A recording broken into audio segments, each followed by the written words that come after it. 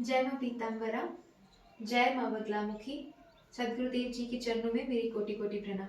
आज मैं सावंगी शक्तिपीठ माता बगलामुखी मंदिर आई हूँ और मैं पश्चिम बंगाल से आई हूँ। मेरा नाम मनीषा है और मैं इस शक्ति सिद्धपीठ से पिछले 1.5 साल से जुड़ी हुई हूँ और आज जाके मुझे सौभाग्य प्राप्त हुई कि मैं आज माता की साक्षात यहाँ दर्शन कर सकती हूँ।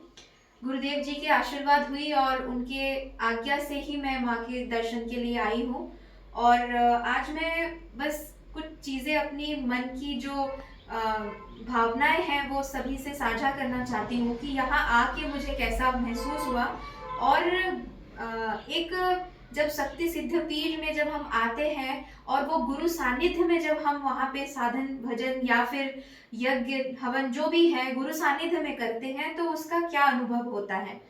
तो मैं गुरुदेव जी से जब पहली बार जुड़ी थी तो उन्होंने मुझे आज्ञा दी थी मंत्र जाप करने की और मैंने वो की। और ऐसा करते करते जब थोड़ी देर में मंत्र में पकड़ आनी शुरू हुई तो गुरुदेव जी ने मुझे फिर और मंत्र जाप करने की विधि बताई।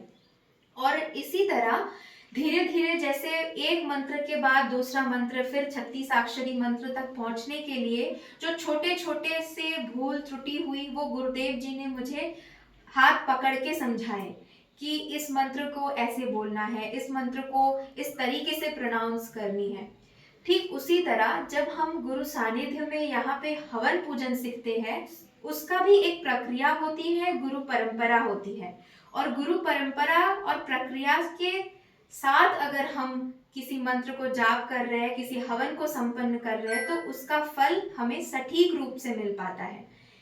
तो आज जब मैं हवन में बैठी तो गुरुदेव जी से मुझे बहुत सारे ज्ञान की प्राप्ति हुई कि हवन को शुरू कैसे करते हैं, कौन से मुद्रा से भगवती की आवाहन की जाती है और कौन से ऐसे मंत्र है जिससे हम अपने मन को शांत करते हुए माता की आवाहन कर सकते हैं। एक टाइम जब हुआ था तो श्री रामकृष्ण देव परमहंस थे जो वेस्ट बंगाल में हमारे थे, उनके शिष्य थे स्वामी विवेकानंद जी।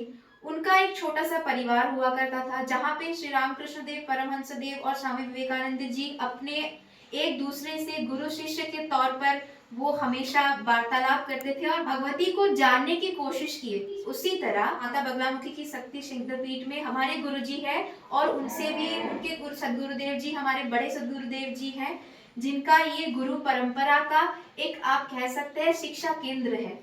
इस शिक्षा केंद्र से हम गुरु शिक्षा के तौर पर माता बगलामुखी की भक्ति साधना और साथ में तंत्र की असली शक्ति को हम पहचान सकते हैं और हम अच्छी तरीके से उसको शिक्षा के तौर पर लेके फिर उससे आगे बढ़ सकते हैं और हम कई बड़े बड़े मनोरथ को भी पूरा कर सकते हैं अगर गुरुदेव जी का मार्गदर्शन हो और उनकी आशीर्वाद हो। इसलिए मैं सभी से प्रार्थना करूंगी आप जो भी इस शक्ति सिद्धपीठ से जुड़े हुए हैं आप यहाँ आइए, गुरुदेव जी की मार्गदर्शन से भजन साधना कीजिए, उनके मार्गदर्शन पे ही चल के हवन कीजिए और मंत्र जाप कीजिए ताकि आपकी भी सारी मनोरथ पूरी हो और हमारी गुरु परंपरा और गुरु शिष्य की जो संबंध है वो और मजबूत हो और सबसे इस पूरे भारतवर्ष में इस शक्ति सिद्धपीठ का जो महत्व है वो हर किसी के पास पहुंच पाए।